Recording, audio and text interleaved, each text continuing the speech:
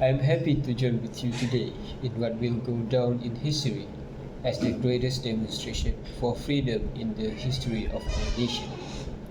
50 years ago, a great Americans, in whose symbolic shadow we stand today, signed the Emancipation Proclamation. This momentous decree came as a great beacon light of hope to millions of Negro slaves who had been scared in the flames of withering injustice. It came as a joyous daybreak to end the long night of their captivity. But 100 years later, the Negro still is not free. 100 years later, the life of Negro is still sadly crippled by the manacles of segregation and their chains of discrimination. 100 years later, the Negro lives on a lonely island of poverty in the midst of vast ocean of material prosperity. 100 years later, the Negro is still languished in the corners of American Thailand. 100 years later, the Negro is still languished in the corners of American society and finds himself in exile in his own land. And so we've come here today to dramatize a shameful condition. In a sense, we've come to our nation capital to cash a check. When the architects of our republic wrote the magnificent word of the Constitution and the Declaration of Independence, they were singing a promissory note to which every American was to fall here. This note was a promise that all men, yes, black men as well as white men, would be guaranteed and unalienable rights of liberty, of life, liberty, and the pursuit of happiness. It is obvious today that America has defaulted on this promissory note insofar as her citizens of color are concerned. Instead of honoring this sacred obligation, America has given the Negro people a bad check. A check will have come back marked insufficient fund. But we refuse to believe that the Bank of Justice is bankrupt. We refuse to believe that there are insufficient funds in the great vaults of opportunity in this nation. And so we've come to cash this check, a check that will give us upon demand the riches of freedom and the security of justice. We have also come to this hollow spot to remind America that fierce urgency is of now. This is no time to engage in the luxury of cooling off or take the tranquilizing drug of gradualism. Now is the time to make real the promise of democracy. Now is the time to rise from the dark and desolate valley of segregation to the sunlight path racial justice. Now is the time to lift our nation from the quicksand of racial injustice to the solid rock brotherhood. Now is the time to make justice a reality for all God's children. It would be fatal for the nation to overlook the urgency of the moment. This sweltering summer of the Negroes' legitimate discontent will not pass until there is an invigoration out of the freedom and equality. 1963 is not an end, but a beginning, and those who hope that the Negro need to follow of steam and will know and will now be content will have a rude awakening if the nation returns to business as usual. And there will be neither rest nor tranquility in America until the Negro is granted his citizenship rights. The whirlwind of revolt will continue to shake the foundation of our nation until the bright day of justice emerge. But there is something that I must say to my people who stand in the warm their hope, which leads to the place of justice. In the process of gaining our rightful place, we must not be guilty of wrongful deeds. Let us not seek to satisfy our thirst of freedom by drinking the cup of bitterness and hatred. We must forever conduct our struggle on the high plane of dignity and discipline. We must not allow our creative protests degenerate into physical violence. Again and again, we must rise to the majestic height of meeting physical force with our force.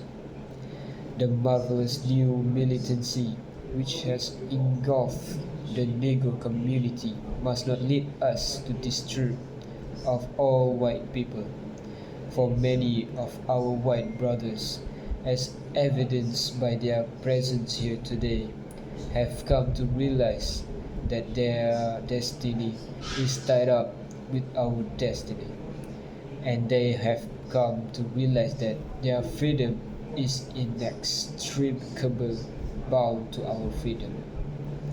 We cannot walk alone, and as we walk, we must make the pledge that we shall always march ahead.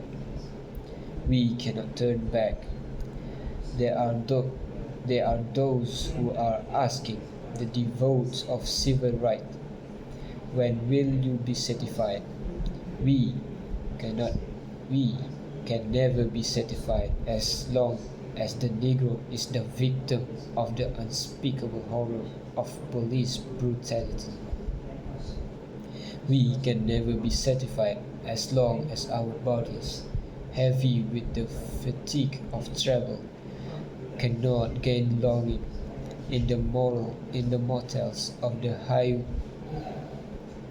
heavy with the fatigue of travel, cannot gain longing in the motels of highways and the hotels of the cities. We cannot be satisfied as long as the Negro's basic mobility is from a smaller ghetto to a large one. We can never be satisfied as long as our children are stripped of their selfhood and robbed of their dignity by signs stating for whites only. We cannot be satisfied as long as a Negro in Mississippi cannot vote and a Negro in New York believes he has nothing for which to vote. No, no, we are not satisfied, and we will not be satisfied until justice rolls down like waters and righteous like a mighty stream. I am not unmindful that some of you have come here out of great trials and tribulation. Some of you have come fresh from narrow jail cells, and some of you have come from areas where your quest for freedom left you battered by the storm of persecution and staggered by the wind of police brutality. You have been the veterans of creative suffering. Continue to work with the faith that unearned suffering is redemptive. Go back to Mississippi. Go back to Mississippi. Go back to Alabama. Go back to South Carolina. Go back to Georgia. Go back to Louisiana. Go back to slums and ghettos of our northern cities. knowing that somehow this situation can and will be changed. Let us not wallow in the valley of despair, I say to you today, my friend. And so, even though we face the difficulties of today and tomorrow, I still have a dream. It is dream deeply rooted in the American's dream. I have a dream that one day this nation will rise up and live our true meaning of its creed. We hold this truth to be self-evident that all men are created equal.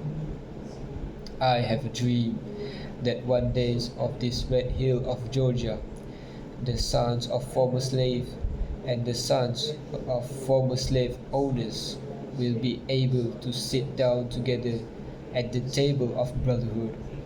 I have a dream that one day even the state of Mississippi, instead sweltering with the heat of injustice, sweltering with the heat of oppression, will be transformed into an oasis of freedom and justice.